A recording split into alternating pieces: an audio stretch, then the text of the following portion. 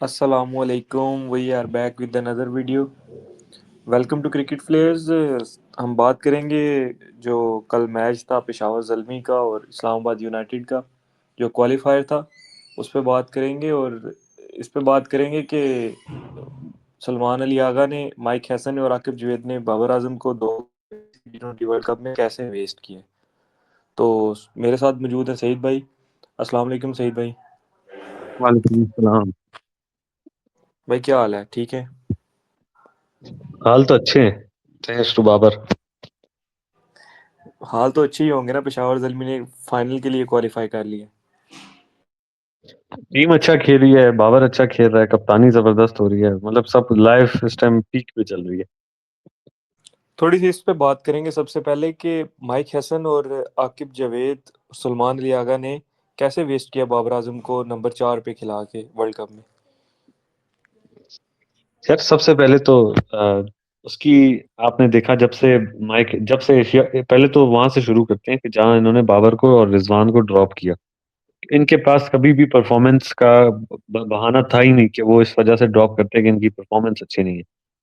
जो आपका last disastrous T20 world cup भी गया, उसमें भी बाबर आपका टॉप स्कोरर था। तो कभी भी कभी भी वो नहीं थी कि आप बाबर की परफॉर्मेंस। इन्होंने बहाना क्या दिया, स्ट्राइक रेट का। हम अब T20 क्रिकेट वैसे खेलेंगे, मॉडर्न डे क्रिकेट खेलेंगे, बार बार सुना हमने मॉडर्न डे मॉडर्न डे। तो मॉडर्न डे फिर क्या हुआ?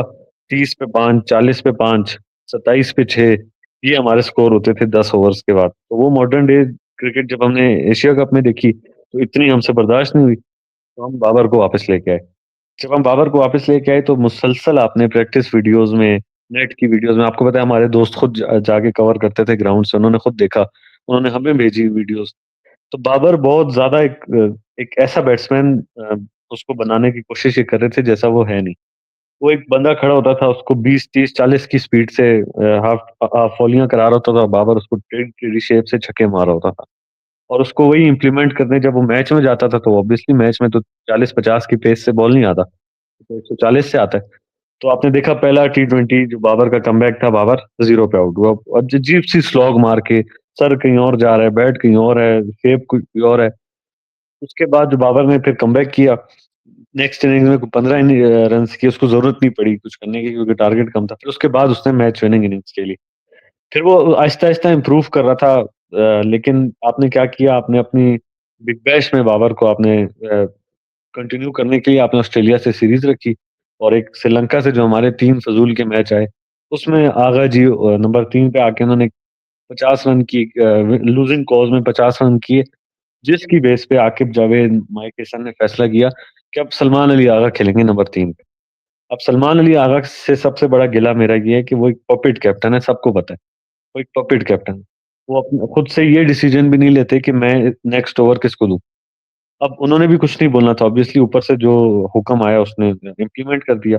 आप लेके आ गए बाबर को 4। पहले दिन जब जब ऑस्ट्रेलिया के अगेंस्ट जब हमने देखा कि बाबर नंबर 4 पे आ रहे हैं, तो याद है आपको, हमने आपस में बैठ के बात की थी, ट्विटर पे बैठे थे हम स्पेस में, तो हमने बात की थी कि यार अगर बाबर को नेचुरल उसकी गेम खेलने दी जाए तो वो नंबर 4 पे गुजारा कर सकता है, ठीक है, इतना बुरा नहीं खेलेगा वो। आपने क्या किया, आपने एक तो उसको नंबर 4 पे खिलाया, दूसरा आप उसको पावर हिटिंग करवा रहे हैं उससे, जहां पे वर्ल्ड कप में हमने देखा नेदरलैंड वाला मैच था जहां पे बाबर अपनी नेचुरल गेम से कुछ 16वें ओवर में मैच खत्म करके आ सकता था, वहां वो छक्का मारते हुए आउट हो गया। फिर इंडिया के अगेंस्ट जब 2 आउट हो गए हैं या 3 आउट हो गए हैं 30 पे, वहां पे पार्टनरशिप की जरूरत थी, वहां पे थोड़ा विकेट पे होल्ड करना था, और वहां पे बाबर रैश शॉट मार के आउट हो रहा है। तो इवन इंग्लैंड के अगेंस्ट बाबर सेट होके आउट हो गया। तो ये 3 डिसमिसल इनफ आपको एविडेंस देते हैं कि बाबर पावर हिटिंग कर रहा था, बाबर तेज खेलने के लिए, बाबर स्ट्राइक रेट के चक्कर में बाबर उन 3 मैचों में आउट हुआ। एक तो आपने उसका नंबर बदला, ऊपर से आपने उसका बैटिंग स्टाइल बदला। और कल मैं मिसबा का इंटरव्यू सुन रहा था पिच साइड में, तो बात थोड़ी लंबी हो रही है लेकिन ये है ही इतनी लंबी दास्तान है, बंदा क्या करे। उसने कहा कि बाबर बॉटम हैंड बहुत ज्यादा यूज कर रहा था, जिसकी वजह से उसकी शेप भी लूज हो रही थी और उसकी शॉट्स में पावर भी जनरेट नहीं हो रही थी। तो अब बाबर वापस अपने जो टॉप हैंड है उसका यूज कर रहा है और टाइम कर रहा है बॉल। तो आप टाइम वाले प्लेयर को जो टाइमिंग पे रिलाई करता है रन करने के लिए, आप उसको बॉटम हैंडेड प्लेयर बनाओगे तो आप कैसे एक्सपेक्ट कर सकते हो कि आपको वर्ल्ड कप जिता दे नंबर 4 पे आके। तो ये पाकिस्तान की क्रिकेट के साथ, ये हमारे साथ, ये हमारी फीलिंग के साथ खेला है, जिसने भी फैसला किया था बाबर को 4 पे खिलाने का और फिर उसकी नेचुरल गेम उससे छीनने का।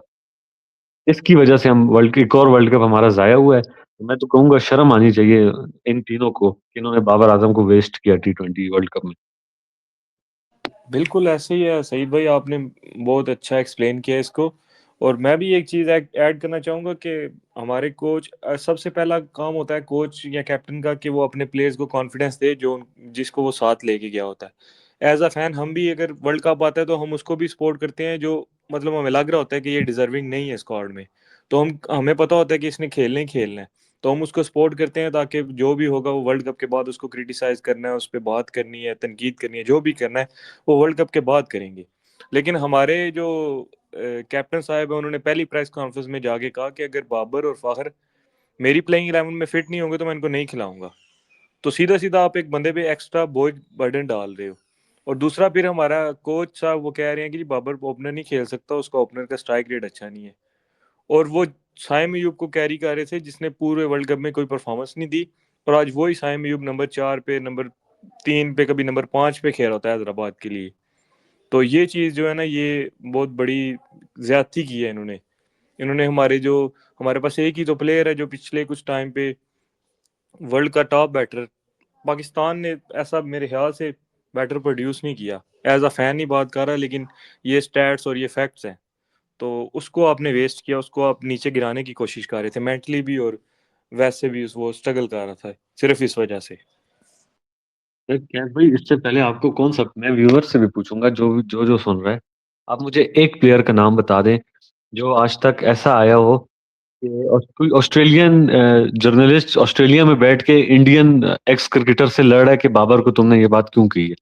एक एक्स क्रिकेटर है इंडिया का, उसने कोई बाबर के बारे में कमेंट पास किया कि वो बाबर अच्छा प्लेयर है, क्वालिटी प्लेयर है, लेकिन ओवर हाइप उसके फैंस ने उसको किया, वो इतना अच्छा नहीं है जितना बताया जाते हैं, हाँ ठीक है डिसेंट प्लेयर है। तो एक ऑस्ट्रेलियन जर्नलिस्ट 2 दिन से उसको जवाब दे रहा है कि तुमने ये बात कैसे की है, वो बाबर की स्टैट्स ला रहा है, और वो अच्छा खासा उसने तुन के रखा हुआ है उसको, इंडियन एक्स क्रिकेटर को। मुझे तो नहीं याद पड़ता इससे पहले कोई ऐसा प्लेयर, बॉलर, बैटर आया हो जिसको इतना ज्यादा दुनिया में हाइप मिली हो। शाहिद अफरीदी को मिली थी, उसका एक हवा था, शायद अफरीदी से डरते भी थे लोग, और उसके लिए स्पेशल प्रिपरेशन करके आते थे कि इसको कैसे आउट करना है, और फील्ड सेट उसके लिए एक एक्स्ट्रा वो करते थे। उसके अलावा तो मैंने नहीं देखा। तो बाबर को बेस्ट यूटिलाइज करने के बजाय उसको उससे नेचुरल गेम छीन ली, उसका नंबर छीन लिया, चले नंबर छीन लिया, नेचुरल गेम तो खेलने देते। नंबर भी छीन लिया, गेम भी छीन ली, फिर आपने जो बात की कि शुरू में उस पे वो एक अननेसेसरी सा स्टेटमेंट दिया सलमान अली आगा ने, वो वहां पे ये भी कह सकता था ना मैं बैक करूंगा, मुझे यकीन है इन दोनों पे, ये दोनों सीनियर प्लेयर हैं, ये दोनों करेंगे, मुझे पूरा भरोसा है इन दोनों पे, ये भी बोल सकता था। मैं पीएसएल देख के तो मैं तो हैरान होता हूँ कि यार आप बाबर और फखर के होते हुए साइम और साहिबजादा फरहान और उस्मान और सलमान अली आगा कैसे उनसे ऊपर खेल रहे थे वर्ल्ड कप में। तो ज्यादा सेलिब्रेट करने के बजाय मुझे वो फ्लैशबैक्स आते हैं कि वर्ल्ड कप में हमने इस बंदे को, मुझे बाबर लिटरली यकीन करें मुझे याद आता है कि बाबर का खेलने का तरीका वर्ल्ड कप में कैसा था और अब कैसा है। और मुझे गुस्सा आता है कि हमने कैसे वेस्ट किया ये इंसान अपने स्ट्राइक रेट्स के चक्कर में। फिर दूसरा एक और बात करूंगा। एक आजकल बहुत एजेंडा चल रहा है, हफीज का एक बयान चला रहे हैं कि इश्तिहारी सुपरस्टार और ये वो और पीएसएल मर्चेंट है, तो ये है। वही सेम लोग शाहीन अफरीदी की 3 ट्रॉफियां जीतने को फ्लेक्स करते हैं ट्विटर पे, वही उनके पास और कुछ बोलने को है नहीं, वही इंडिया की एक विकेट है केएल राहुल वाली और रोहित शर्मा वाली, उसके बाद ये 3 ट्रॉफी हैं, और इनके पास कुछ बोलने को है नहीं। वही सेम लोग जो हसन नवाज के 40 रन को हाइप करते हैं पीएसएल में किए हुए, जिसमें उसके 5 कैच गिरते हैं, 5 बार रन आउट मिस होता है, बाउंड्री पे कैच मिस होता है, उस ऐसी इनिंग्स को कहते हैं पाकिस्तान का जनरेशनल टैलेंट है। वही सेम लोग आके फिर कहते हैं कि बाबर जो है वो पीएसएल का प्लेयर है। तो ऐसे मतलब ऐसी टॉक्सिक सिचुएशन में, ऐसे मैं तो हैरान हूँ कि आप कैसे, मतलब बाबर कैसे सरवाइव करता है। हारिस पे और आगा पे थोड़ा सा हमने क्रिटिसाइज किया, आपने देखा उन्होंने फैंस को ब्लॉक भी करना शुरू किया, और बाबर का जर्फ है कि वो इतनी ज्यादा तनकीद और 2 सेंचुरियां मार गए, और अब भी बजाय 2 लफ्ज उनके अप्रिसिएशन के निकले उनके मुंह से, वो अब भी टांग खींचने में लगे हुए हैं कि पीएसएल का स्टैंडर्ड ठीक नहीं है। पीएसएल का स्टैंडर्ड साहिबजादा फरहान के लिए भी वही है, स्मिथ के लिए भी वही है, उन्होंने तो नहीं किए 600 रन। बिल्कुल ऐसे ही है यार, इश्तिहारी सुपरस्टार तो वो हो ना, उसको बंदा बोले जिसने वर्ल्ड कप में 2019 में वो हमारा टॉप स्कोरर था।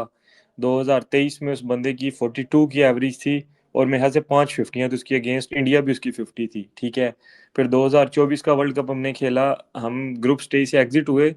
वो हम अपनी बॉलिंग की वजह से हुए, सब जानते हैं, हम यूएसए से जो मैच आ रहे थे, उधर भी बाबर आजम की T20 में भी 40 समथिंग एवरेज थी। तो इश्तिहारी सुपरस्टार तो बंदा उसको कहे ना, जब जिस बंदे ने किसी बड़े स्टेज पे परफॉर्म ना किया हो।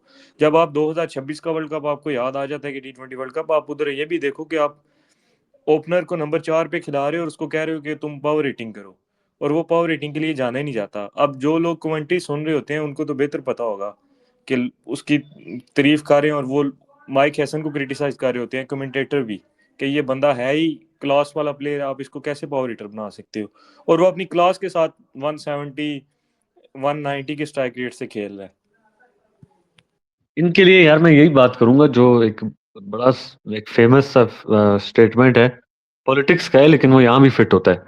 ये जो जो लोग ये वाली बातें करते हैं, ना तो वो पढ़े लिखे हैं और ना वो कोशिश करते हैं पढ़ने की। तो इनका बंदा क्या बोले अब ये।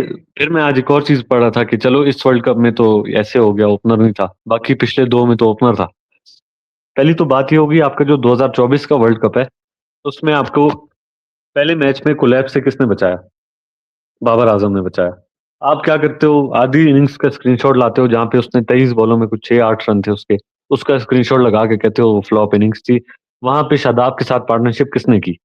और बाबर आजम के आउट होने के बाद पाकिस्तान को दोबारा से, एक तो बाबर के से पहले एक कोलैप्स हुआ, फिर बाबर के आउट होने के बाद कोलैप्स हुआ। अगर बाबर आउट ना होता तो हम शायद 170 180 कर लेते। बाबर आउट हुआ, उसके बाद किसी से स्कोर नहीं हुआ, उसके बाद शाहीन ने नीचे से आके 20 रन किए थे, तो एक रिस्पेक्टेबल टोटल मिल गया था। आखिरी मैच आप आयरलैंड से भी हार रहे थे, किसने बचाया? बाबर ने बचाया। और वो आप, ये टेक्निकल बातें ये कहाँ, ये गूगल पे क्रिकेट देखने वाले कहाँ ये बात समझेंगे। आपने दो मैच खेले न्यूयॉर्क में, वो नई पिच थी। वहां पे पूरे बैट्समैन, हर बैट्समैन ने स्ट्रगल किया वहां पे, जितने मैचेस हुए वर्ल्ड कप के। वहां पे वो नई पिच थी। ऐसा होता है जब आप बिल्कुल नया पिच तैयार करते हो, नया ग्राउंड तैयार करते हो, उसको सेटल डाउन होने में 10 15 20 मैच लगते हैं, वरना वो बहुत ज्यादा ऊपर नीचे होता है। ये नई पिच थी, इस पे दो वार्म अप मैच हुए हुए थे बस। तो इस वजह से वो बहुत और खराब कंडीशंस थी, वो 100 वाली कंडीशंस थी, 110 भाई, मैं टारगेट था एक वहां पे। आपकी बात में एक चीज ऐड करना चाहूंगा, उस वर्ल्ड कप में ये भी चीज थी कि वो जितने बैटर्स जो यूएसए में खेले थे, उनमें सबसे ज्यादा अगर पावर प्ले में स्ट्राइक रेट था तो वो बाबर आजम का था। बिल्कुल। रन्स भी उसी के थे। जब विराट कोहली वेस्ट इंडीज नहीं गए थे, उनके 46 रन थे 4 5 इनिंग्स में। बाबर के सेम कंडीशंस में खेल के 120 प्लस रन्स थे। अगर हम वेस्ट इंडीज जाते, वहां पे पूरा वर्ल्ड कप खेलते, फिर आप जज करो 2024 की परफॉर्मेंस को। फिर आ जाए आप 2022 वर्ल्ड कप पे।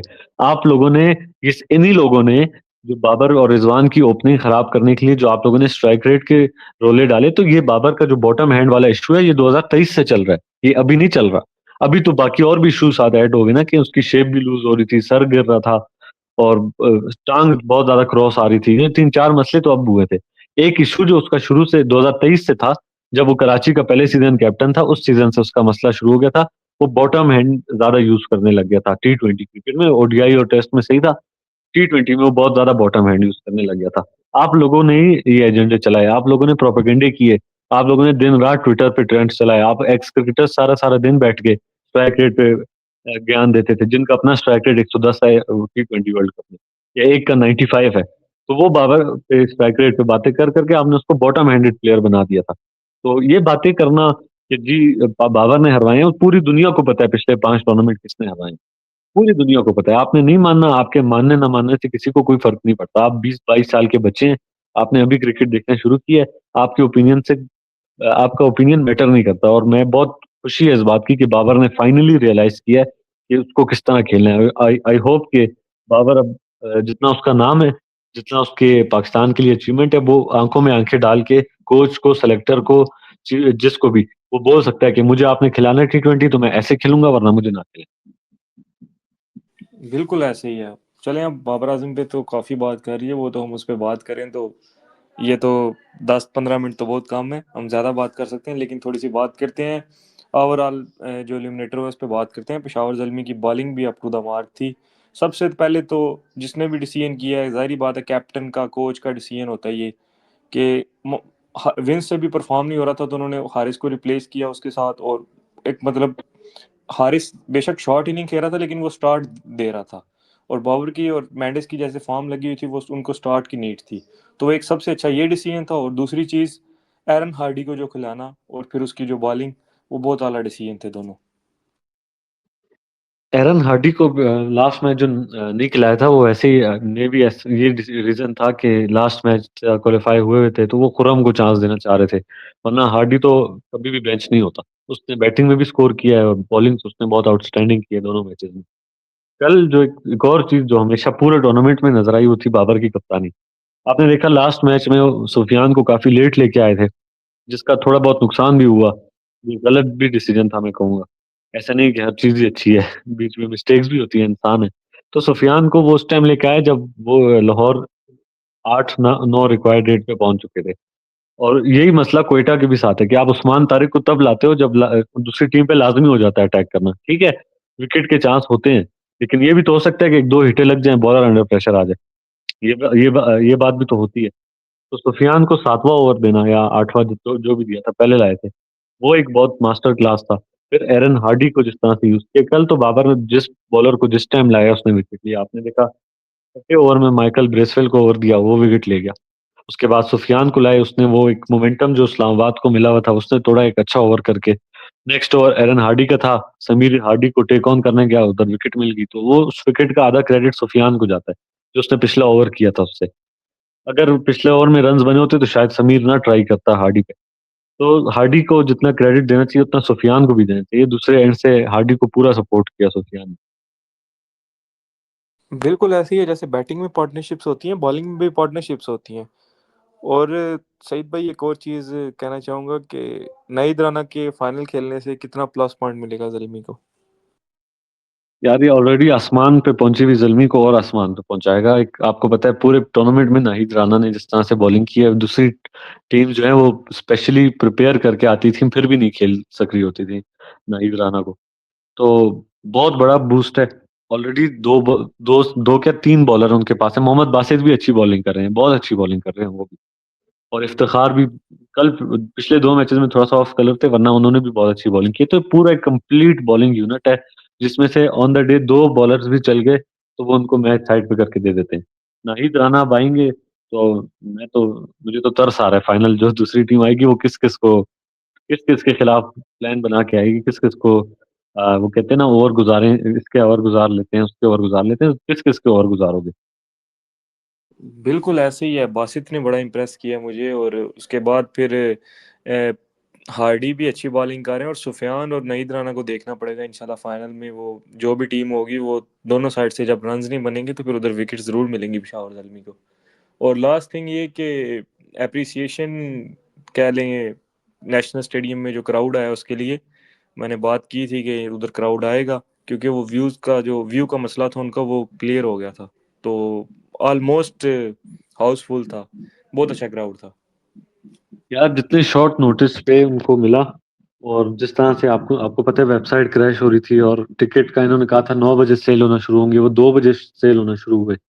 और आज आप देख रहे हैं लाहौर का मैच चल रहा है, तो कराची का जो टर्नआउट था वो बहुत बेहतर था, बहुत। बल्कि कराची तो कल फुल हाउस था, और लाहौर का आज आधा भी नहीं भरा हुआ, हालांकि लाहौरियों के पास टाइम भी था और उनके वेबसाइट का भी मसला नहीं था। तो ये भी एक इश्तिहारी सुपरस्टार की पावर है। अब बाबर की शक्ल पे तो वो दीवाने हैं नहीं, या बाबर का चलना फिरना या बोलना तो लोगों को पसंद आता नहीं है। उसने परफॉर्मेंस से ये रिस्पेक्ट अर्न की है, और अल्लाह ताला ने उसको इज्जत दी है। जिल्लत और इज्जत अल्लाह ने अपने हाथ में रखी है। तो जिसको अल्लाह ने इज्जत दी है, उसको 20 साल का कोई ट्रोलर उसको जलील नहीं कर सकता। बिल्कुल ऐसे ही है सईद भाई, मैं अभी भी देख रहा था वेबसाइट ओपन करके। अभी जो आज का मैच हो रहा है उसके भी टिकट्स काफ़ी पड़े हुए हैं, कल के मैच के भी पड़े हुए हैं। और फाइनल के टिकट्स, दो टिकट्स इमरान खान इंक्लोजर के रहते थे और कुछ 10-12 टिकट्स और रह गए थे। फाइनल के टिकट ऑलमोस्ट सोल्ड आउट है। तो वो ये एक बंदे की पावर है, उसी के लिए लोग देखने आते हैं। और वो आप वाली बात देखने उसकी बैटिंग आते हैं, उसकी परफॉर्मेंसेज, उसकी सर्विसेज पाकिस्तान के लिए, वो इसलिए आते हैं लोग। चलें, थोड़ी वीडियो लंबी होगी है, लेकिन आज का टॉपिक ही ऐसा था कि दिल से बातें निकल रही थी। अब फाइनल में नाहिद राना भी होगा, और पेशावर का 12th मैन जो क्राउड है हमारा वो भी होगा। गुड लक जो इंशाल्लाह, भी होगी। इंशाल्लाह, इंशाल्लाह। चलें, अगली वीडियो में आप लोगों से मुलाकात होगी। अपना बहुत सारा ख्याल रखें, हमारे चैनल को सब्सक्राइब कर दें, लाइक कमेंट लाजमी किया करें। अल्लाह हाफिज़।